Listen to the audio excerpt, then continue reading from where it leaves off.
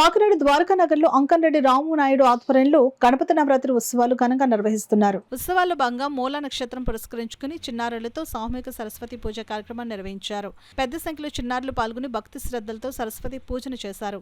పూజలో పాల్గొన్న చిన్నారులకు ఉత్సవ కమిటీ పుస్తకాలు, పెన్నులను అందించారు.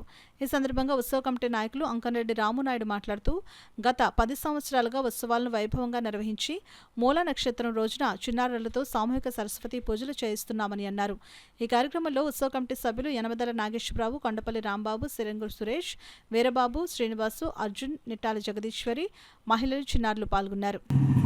ప్రతి సంవత్సరం గణేష్ ఉత్సవాలు బాగా జరుగుతుంటాయి. ఈ సంవత్సరం మా కమిటీ వాళ్ళందరూ కలిసి సరస్వతి పూజ మూల నక్షత్రం సందర్భంగా సరస్వతి పూజ పెట్టాము. 150 మందితో పిల్లలకి ప్యాడ్లు, సెల్లలు, ప్యాడ్లు, పెన్సిళ్ళు, బుక్స్, చాక్లెట్లు, పౌచ్లు, డ్రింక్స్, స్వీట్ హార్ట్ కూడా అన్నీ ఇవ్వడం జరిగింది. ప్రతి సంవత్సరం ఇంతకంటే ప్రతి సంవత్సరం ఎక్కువ బాగా చేయాలని ఆ భగవంతుని కోరుకుంటున్నాను.